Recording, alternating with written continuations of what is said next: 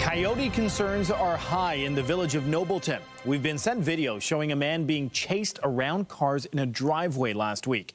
And just a few minutes away, a 12-year-old child was attacked on Sunday.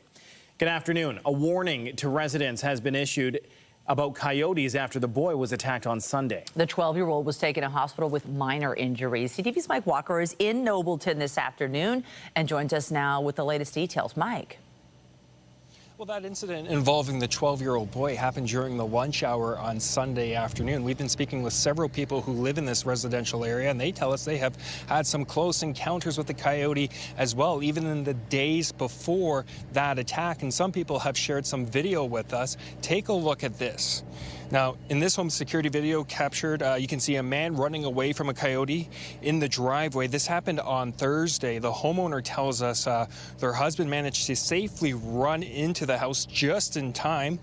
Neighbors have also shared some other videos and pictures with us of the coyote seen walking around the neighborhood here. They tell us recently there have been multiple sightings. Some people have crossed paths with the animal. And in one case, a small dog was attacked as well, but the owner tells us that it did not sustain serious injuries. It was checked out by a vet and is okay.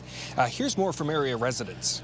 About a week ago, my son-in-law was packing out of the car, and the coyote was a few feet away from him, and he turned around. He thought it was the dog had gotten out of the house, but it was the coyote, and the coyote was actually fishing through people's blue bins. They come out of the bushes, and then they see me, and they walk back in. I always bring some type of stick or something to defend myself in case they attack me. This is really scary because this is like a four-legged animal. It's aggressive, it may be hungry, who knows what's going on. Like, I don't know their physiology or the biology behind it.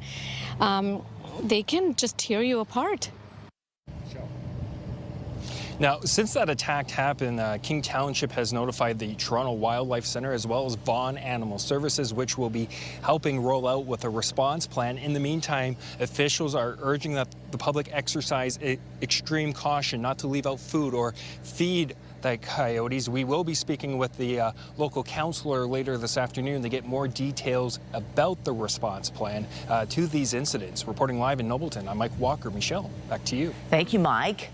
And breaking news to share this afternoon from Highway 400. There's been a serious crash. This is a live look from our CTV News chopper this hour. One person has been taken to hospital after a two-vehicle collision involving a motorcycle and a truck. This happened southbound approaching Aurora Road. 3 lanes are currently closed. 1 is open. Police advised to expect traffic delays, and they do suggest planning an alternate route.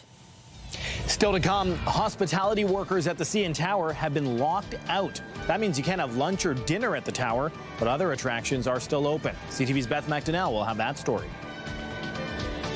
But first, let's take a live look outside on this very last day of the month of June. We've got the heat, we've got some sunshine, looking a tad bit hazy. Not sure if that's clouds or what. Let's bring in Lindsay Morrison with the specifics. Lindsay. Well, Michelle, that view is looking west from the CN Tower, and interestingly enough, that's where we see a little bit of active weather starting to approach. Here's the current satellite and radar. Do want to point out this cluster of thunderstorms in Norfolk County. Quite a bit of lightning associated with that one. And again, showers just creeping their way into the west end of the GTA. That will be the story for this afternoon. We had beautiful sunshine this morning. Unfortunately, things are changing slightly for the afternoon.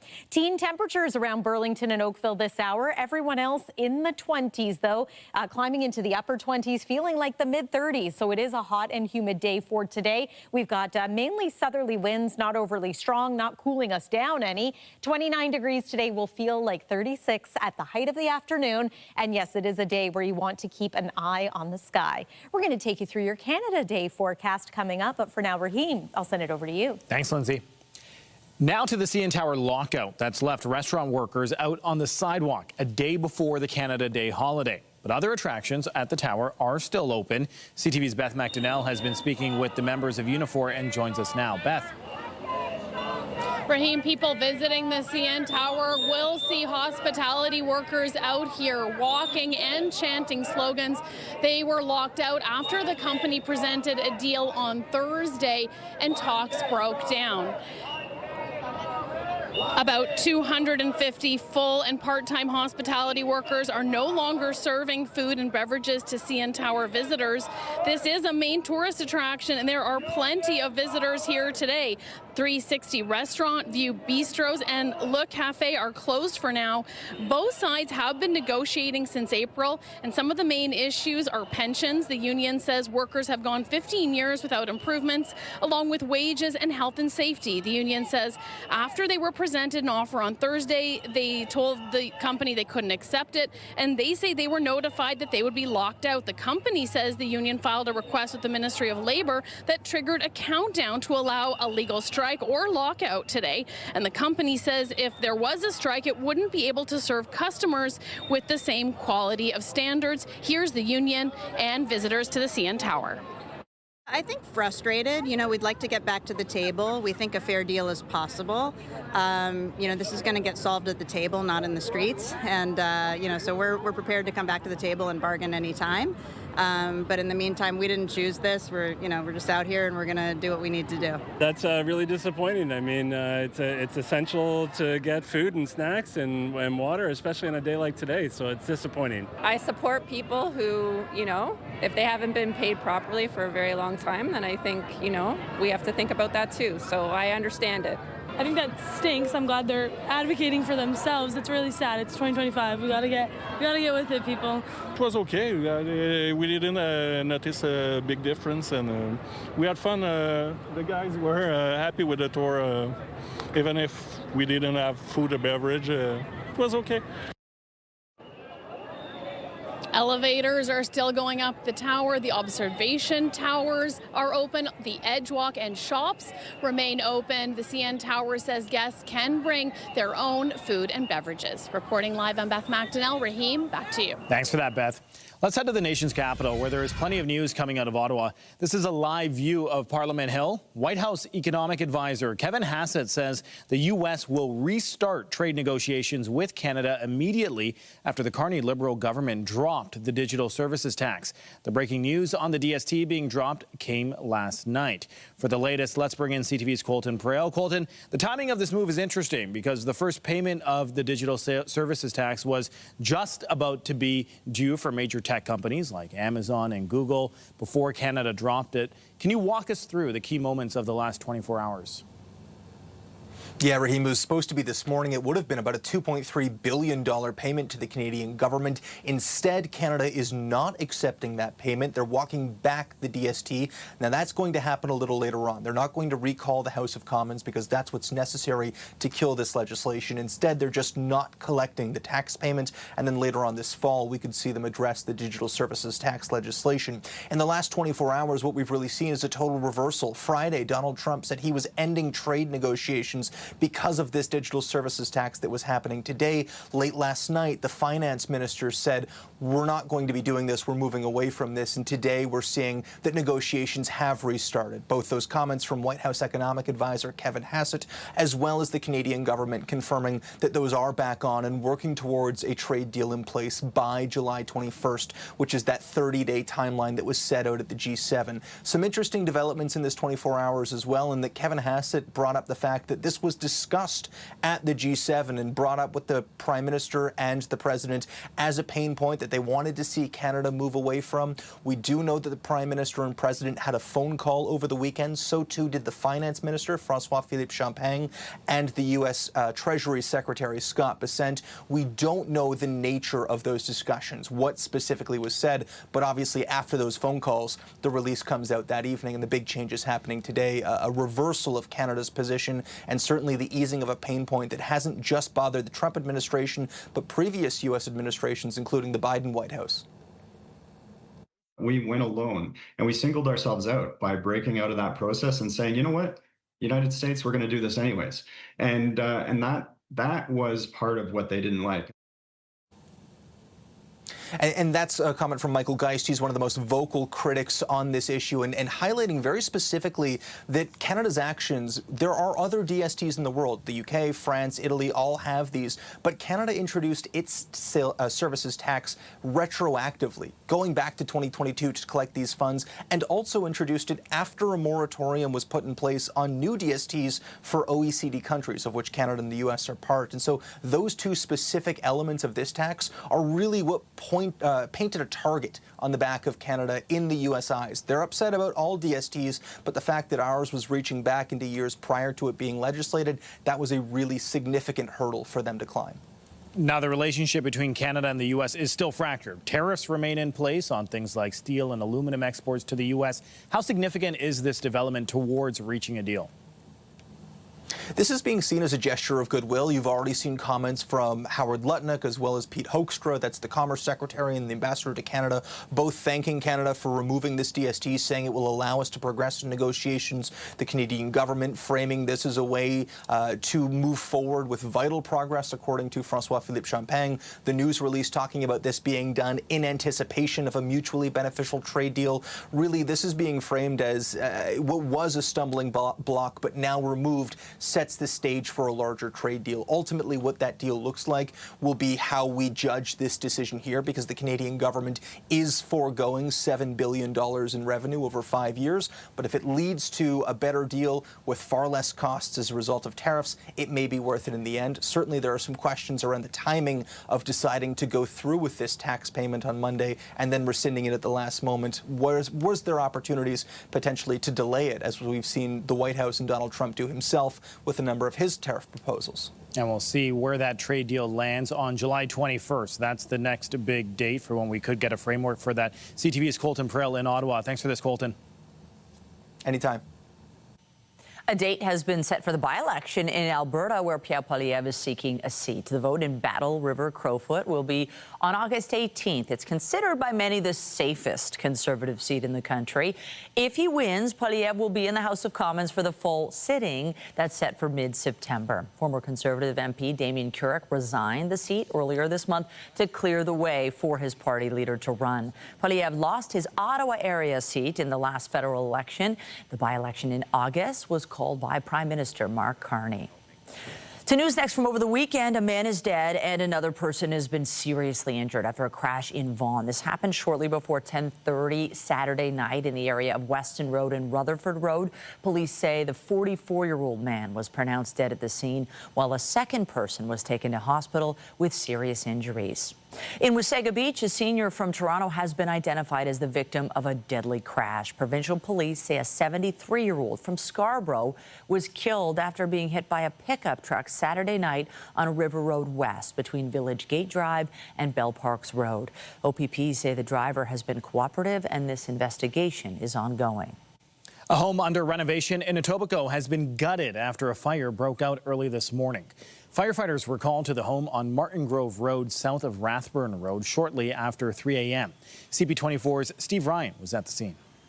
Toronto Fire tell us that they received several 911 calls just after 3:15 this morning regarding this two-alarm blaze at 226 Martin Grove Road. I am told that this house was empty at the time. It was undergoing a complete renovation, but now the entire house has been gutted, and as you can see, nothing remains but the shell of this home. It's still an active investigation. Toronto Fire have their investigators on scene, and they will determine the cause, origin, and circumstances surrounding this fire.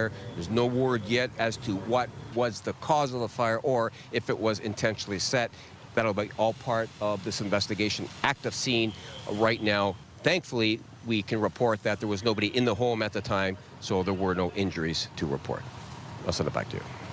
Thank you. Now to the search for a man who may have handled a bat that could have rabies. Toronto Public Health says the man handled the bat at the north entrance to 88 and 100 Harbour Street between York and Bay shortly before 9 a.m. last Wednesday. The bat has since exhibited symptoms of rabies. Toronto Public Health is encouraging this individual or anyone who knows them to contact officials.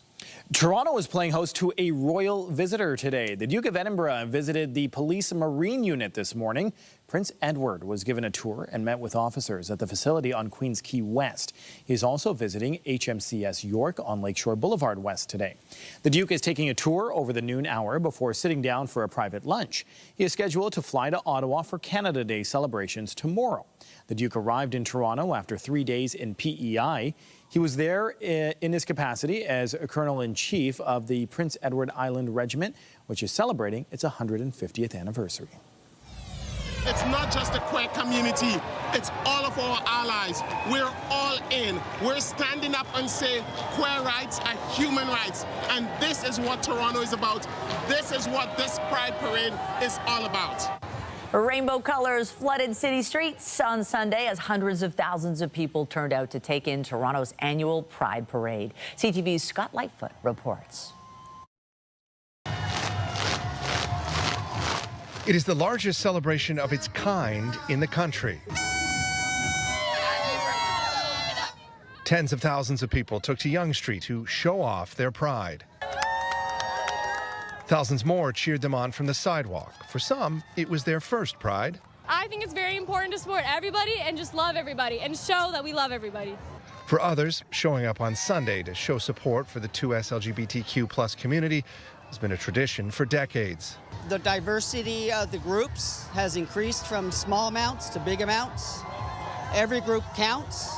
Everyone's voice needs to be heard. The annual parade is the main event of Toronto Pride. This year, the organization dealt with a number of financial challenges, including rising costs and the loss of a number of corporate sponsors. On the parade route, Pride Toronto's CEO said, despite the issues, the event will continue to grow. Pride Toronto was won with 47 years ago. We are not going to go back to where we were. We are going to continue to build to make Pride Toronto stronger, bigger, and more inclusive of everyone. Trans are human rights! As in years past, protest was also a part of these Pride festivities. This small group delayed the parade on several occasions to voice their opposition to corporate pride and call for a free Palestine. For the parade's Grand Marshal, who's attended the event since the beginning, protest was the genesis of what's become an internationally attended celebration. From the beginning, it was celebration and demonstration. It should always be celebration and demonstration. With 2S LGBTQ+ rights being challenged or eroded in other countries, many say Toronto and Canada remains a place to celebrate. Pride is about, and we're all in for love and justice. All in to say that you have the freedom to love who you want and the freedom to be who you are.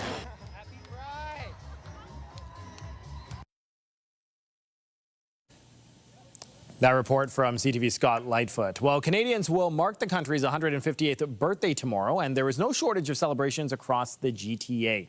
Firework displays will be held at Ashbridges Bay Park at 10 p.m. on Canada Day, as well as in Centennial Park in Etobicoke.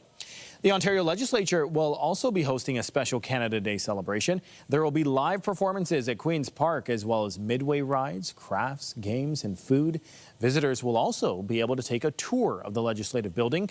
The event begins at 10 in the morning, and the festivities run until 5 p.m. And purchasing products from within our country is at the forefront these days as we see a surge in patriotism. Made in Canada merchandise is selling fast amid the trade war with the U.S., and it seems right now anything red and white is in high demand. Here's CTV's Kamal Karamali. Block after block, house after house, one Canadian flag after another. I think I just feel a lot of Canadian pride in general. That pride, tough to miss leading up to Canada Day. I'm happy to be Canadian and celebrate that. Here in Edmonton, this neighborhood has one on every lawn. People want to support their country. And that has flag manufacturers and their machines working overtime. This is the strongest year for flag sales by a considerable margin. An Angus Reid poll found at the end of last year, 58% of those surveyed were either proud or very proud to be Canadian. But now in June, that surged to 67%. What changed was just one thing. Donald Trump. All in response to the U.S. president launching a trade war with Canada and wanting to make us America's 51st state. Canadians, for the first time, I think, really became offensive in their nationalism.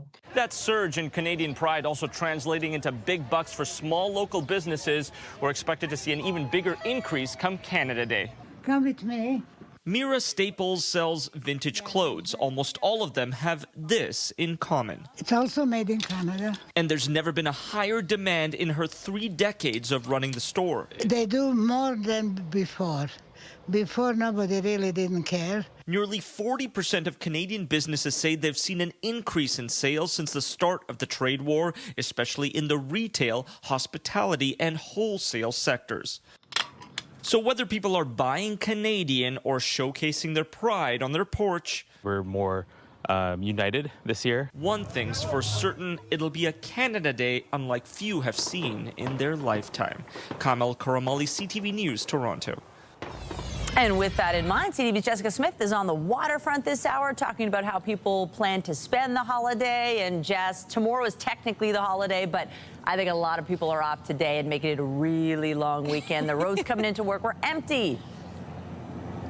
Listen, there are a ton of people down here at H2O Park, and after kind of a rocky weather month through June where things were a little cooler and then we had that heat wave, we're signing off on the month of June, saying hello to July tomorrow and celebrating Canada Day with a pretty solid forecast. Now, it's nice out here right now, lots of folks out here catching some rays, enjoying the sunshine.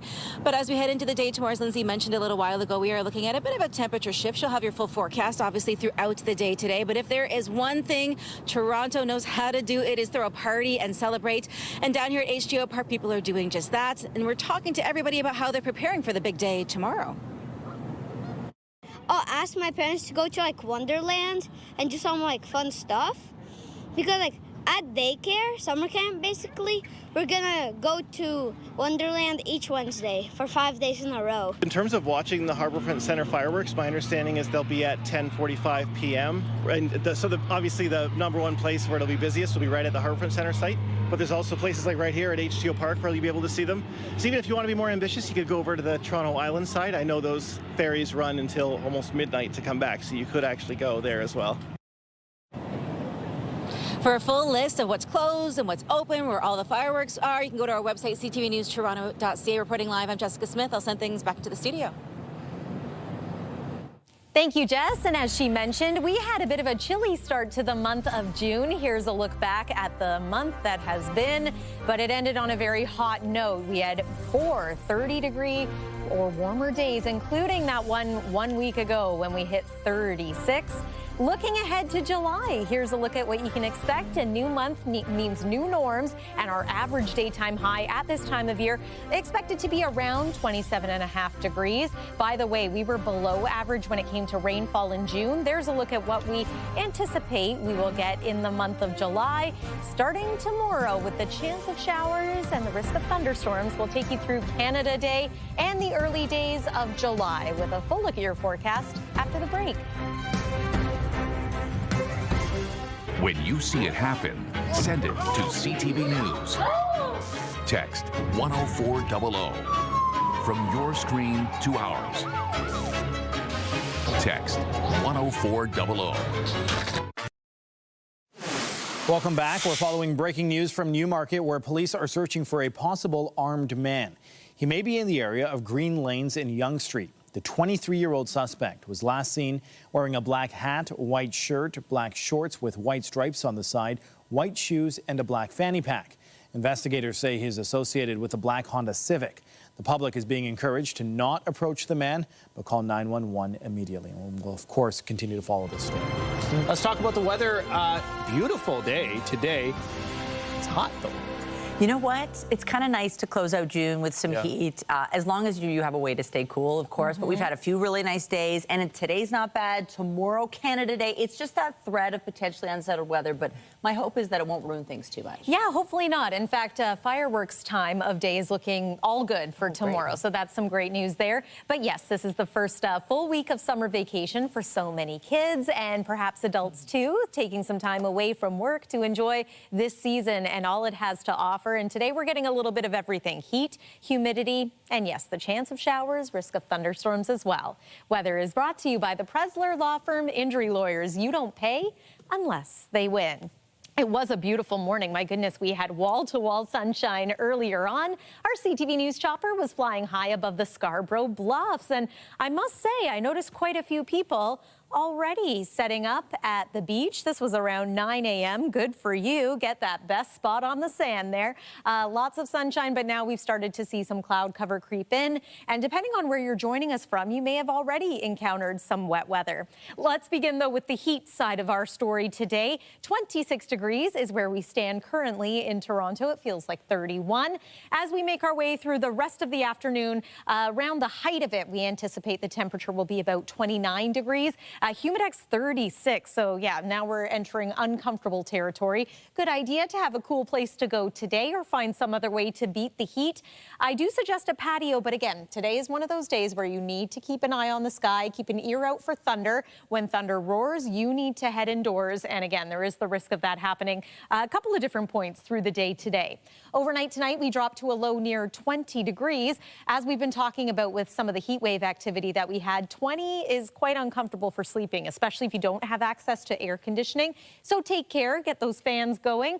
Tomorrow, Happy Canada Day, 28 degrees, Humidex 33, with a mix of sun and cloud, also a slight chance of a shower or thunderstorm once again. I'm going to show you the forecast radar in just a moment, but temperature-wise, we are pretty well where we expect to be at this point. At the end of June, beginning of July, it is going to feel warmer than that core temperature suggests because of some humidity that is sticking around.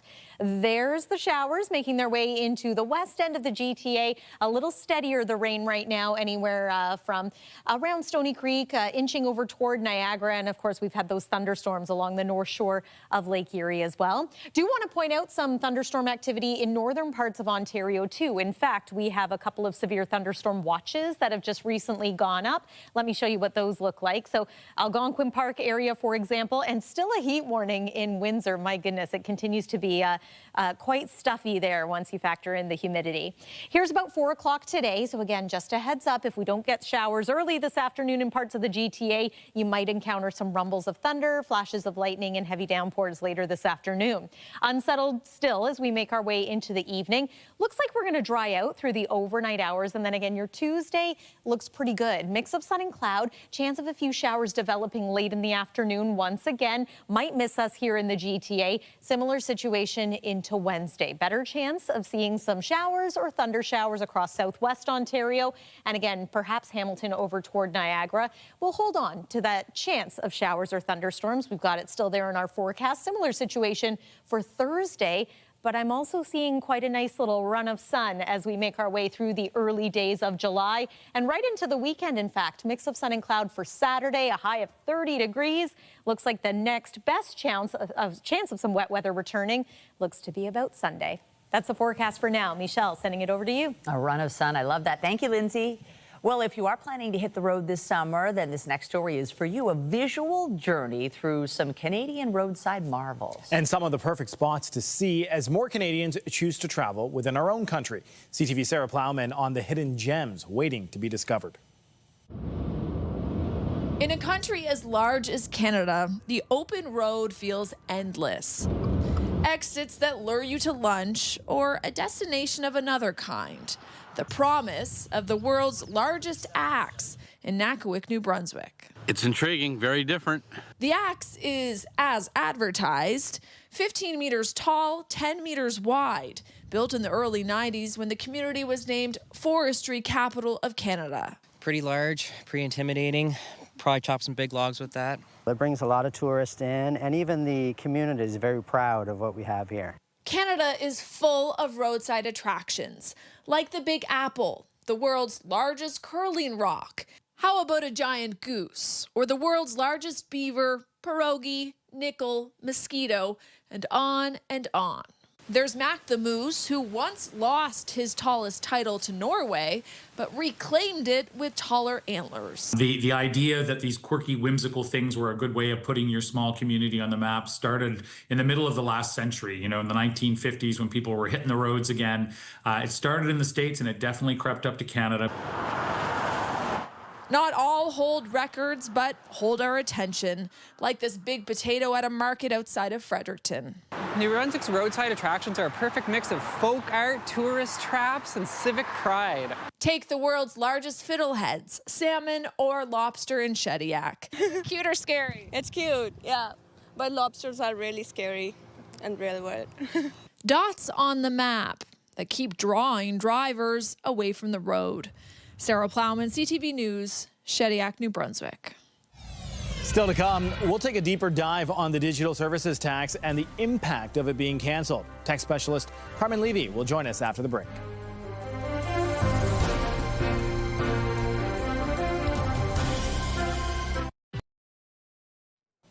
Well, we have more now on the Carney government backing down on the digital services tax. It was aimed at collecting taxes from American streaming services that provide service here in Canada.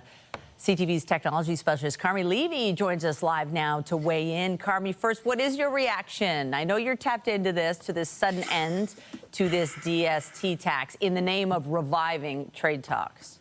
I think I'm suffering from whiplash, like a lot of observers, just from the intense back and forth over the last few days. Donald Trump cancels trade talks over this digital sales tax, and then Canada decides to scuttle it in order to get those talks back on. So this is as extreme as it gets. We are seeing, it's pretty rare to see a technology-related story like this become a pawn in a broader trade war. But that's where we are. And with the government deciding that they're going to put that law on hold for now, that they're going to essentially decommission it, that opens the doors now for those talks to resume and possibly for a deal to be made by July 21st. And President Trump, seeming to be angry about this tax at the 11th hour. It wasn't mentioned before when our Prime Minister and he were meeting. So what did you make of the tax?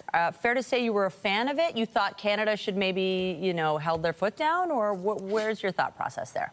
I was a fan and still am. I mean, as the economy shifts increasingly into the digital space, we're seeing more value created from companies that don't ship products at all. So tax regimes that were based primarily on shipping products, then taxing those products, that no longer applies when your product is an online virtual service. And so taxation has to adapt. It has to make it into the 21st century. And that's what it's all about. The G7, the OECD, countries around the world, member countries, have been talking about how do they update their tax platforms to accommodate this new economic reality.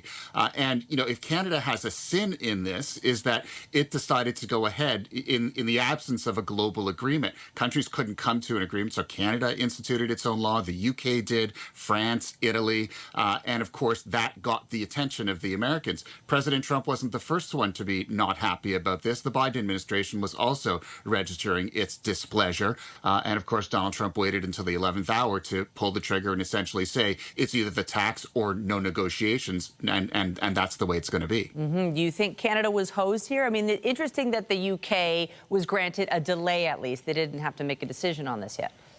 Yeah, I find it interesting that the UK got a pass and Canada did not. But I think in the end, Mark Carney's strategy is to, make Donald Trump think that he's got a win. And that's essentially where we're at here. So in the near term, the law that was on the books, previously known as Bill C-59, is going to be decommitted. And we're not going to get the $2 billion that we were supposed to have in today's payments, or the $7 billion over the next 5 years. But that's a near-term loss. Long-term, the taxation is going to have to be updated for the world of tech, and it's probably going to outlast Donald Trump. So Donald Trump gets his win. Mark Carney, allows Donald Trump to think that he's won, gets the negotiations back on track, of course, until the next outburst. But, at least now we're still on track for a deal, and I think we're going to call that a win.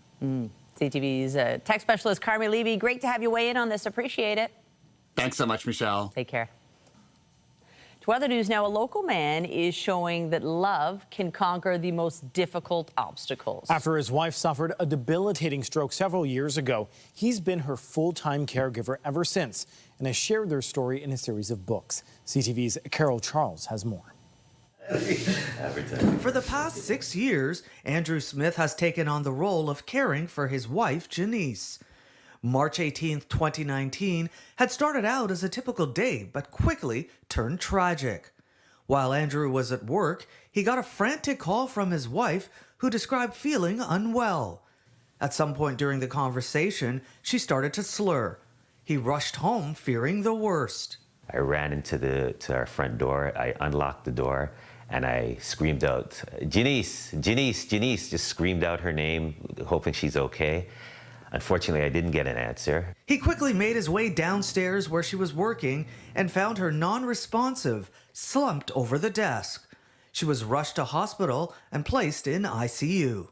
At the age of 53, Janice had suffered a major stroke in the thalamus area of her brain. She stayed in a coma for about a week, and that was tough. Throughout that whole time, I slept at the hospital every night. Janice would remain at Scarborough General Hospital and Providence Healthcare for the next 3 months before returning home.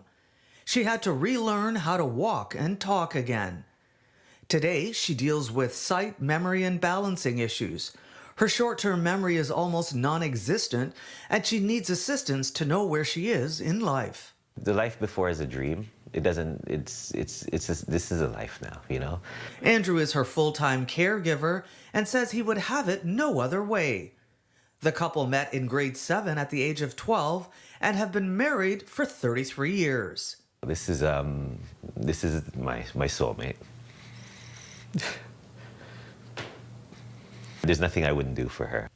As a way for him to cope over the past few years, he has put his thoughts and feelings to paper. I decided to write daily blogs on how Janice is doing, what her progress is, and just teaching people about who we are, where we come from. The daily blog has now translated into a series of books. Each year since 2020, he has written a book about their new life together. Recently released, This Thing Called Life. This goes through, the loves, the losses, and the battles of life. A life and love which he is most grateful for. The most important thing for me is that she is here, and God has blessed me with her being here. So I make the most of it.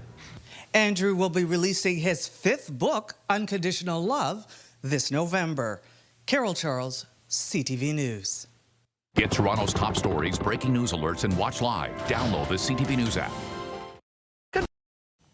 We're hearing from witnesses about the terrifying moments when a structure collapsed at an outdoor market in Calgary. CTV's Jordan Canagan takes us through the frightening ordeal.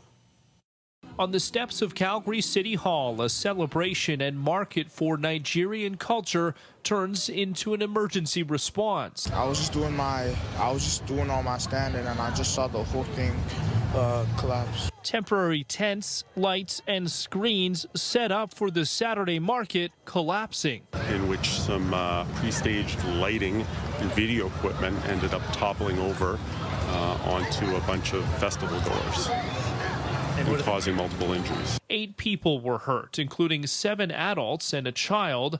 Paramedics treated several on scene and all were taken to hospital. Some were trapped under the fallen structures. I was just in shock, and my mom rushed over to try and help. Some of the folks and some of the festival goers and such helped free anybody. With summer festival season in full swing, events are taking precautions to protect visitors, from creating barriers to block off roads to weighing down tents from the wind. We're going to be calling in our general investigation section to conduct a review of the incident and inspect some of the equipment to try and determine what happened and in the hopes of mitigating future incidents. Officials say organizers had all of the proper permits to hold the event at City Hall. Occupational health and safety and police are continuing the investigation and looking into whether those structures were put up improperly. Jordan Canagan, CTV News, Calgary. The Toronto Maple Leafs have signed forward Matthew Knies to an extension. TSN is reporting that the 22-year-old has signed a 6-year extension worth nearly $8 million per season. Knies has been with the Leafs since the 2022-2023 season. He racked up 58 points in 78 regular season games last year. The Blue Jays wrapped up their series with the Red Sox yesterday afternoon. And Barcher sends one deep down the right field line. It is gone. The Jays took a 2-run lead with back-to-back homers in the first inning. The team added to that lead with a run in the 5th inning. They ended up winning the game 5-3. The Jays will now head home to open a 4-game series with the New York Yankees today. The Toronto Argonauts were looking for their first win of the season when they took on the Ottawa Redblacks last night. Second and goal, Arbuckle taking it to Bro. Big guy, touchdown. That's what we like to see. The Argos jumped out to an 18-0 lead in the second quarter. The team ended up winning the game 29-16. The Argos will be back on the field on Friday to play the Hamilton Tiger Cats. Now to a dream come true for video game enthusiasts. The Call of Duty League Championship, one of the biggest esports tournaments in the world, chose a Canadian city to host its big event. The tournament taking over a Kitchener stadium to the delight of thousands. CTV's Hannah Schmidt takes you to the action. The gunfire was virtual, but the adrenaline very real. And that's another 4 dead with Omen still in control of this ball. This wasn't just a gaming tournament, it was a global spectacle. And this weekend, the Odd in Kitchener became ground zero for competitive esports as the Call of Duty League Championship took over. It's been fun. People have come from all over the United States, from the UK, from mainland Europe, some as far as Mexico and beyond, just to watch this event. So we're thrilled to have them. 8 of the world's most elite teams went head-to-head in a battle of reflexes, strategy, and serious stakes, all leading to Sunday's electric final matchup. Kitchener has never seen this level of esports competition, first of its kind, and the biggest in the world for Call of Duty this year. Prize today is like $800,000. Like, it's a big deal. The experience of going to a CDL event is unmatched. If you are a fan of the games at all, if you want to see what the scene is like, come to one of these events. Even if you only go once, it is going to be life-changing. I've been competing for 4 years.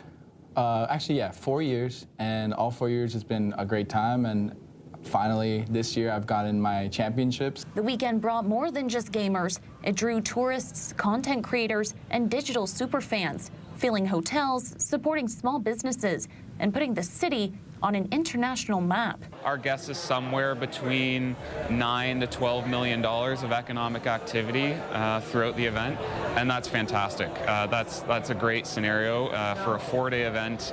We couldn't be more happy. Those within the esports community are calling it a cultural shift. What used to be seen as a subculture has hit full throttle. Esports is now stadium-worthy. This fan base isn't just local, it's all across the country, it's all across the world. The local gaming scene is hopeful that weekends like this become the new normal in Waterloo Region. Hannah Schmidt, CTV News, Kitchener. Coming up, a close call for Beyonce at a concert.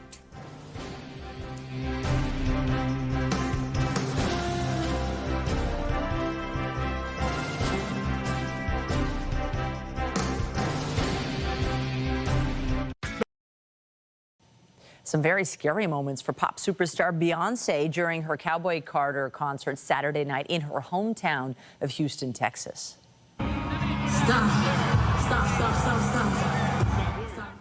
That wasn't supposed to happen. In social media posts, the singer is heard saying stop as the red car she rides in above the crowd tilted dangerously to one side. The car was eventually lowered onto the stage, and she was able to finish the concert like a true professional. Brad Pitt's latest movie raced to #1 at the weekend box office. The only question here is, why does Sonny Hayes come back to F1? It's all right. F1 sped past the competition to open with $55.6 million US across North America. After 2 weeks on top, How to Train Your Dragon slipped into second place with $19.4 million in ticket sales. And Pixar's animated film Elio held on to its spot on the podium with $10.7 million. Canada Day is tomorrow, but many people have taken today off to celebrate over an extended weekend, and Mad Canada's national president is offering some advice to enjoy the celebrations safely. If they know they're going to be consuming alcohol or cannabis or other drugs, then we just ask that they make a plan to get home safely. We know that a lot of people are out celebrating this long weekend, and whether that be here in the city or if they're going out to the cabin perhaps, or they're going to be out on the water, there's always a way to get home safely. So they just need to make a plan ahead, whether that's with a designated driver or calling a ride share, just staying inside or staying over at a friend's house, whatever the plan may be. There's always a way to plan ahead. Yes. Meanwhile, Canada Day celebrations in the city will be capped off tomorrow with fireworks displays at Woodbine Beach and Ashbridges Bay. Thousands of people are due to gather, but police are urging everyone to leave their own fireworks at home. There will be a significant police presence in the area, including the mounted unit, as well as officers patrolling on ATVs, bicycles, and on foot. And it looks like the weather will cooperate. You have a little baby at home, so you probably don't like it when it's too hot, just to keep things safe. When it's too hot, it's tough to go for the walks, but the evenings have been nice. There's still a bit of humidity, but we bring a little fan and try to make it comfortable. Well done. Yeah, that's the way to do it. Today, though, you might also want to keep an eye on the sky. We're watching for a few thunderstorms, including around areas like Caledonia, Cayuga, and Dunnville. You are under a severe thunderstorm warning at this time, where heavy rain is expected. There's one more look at the satellite and radar. You can see that cell just to the south of Lake Ontario and just north of Lake Erie there.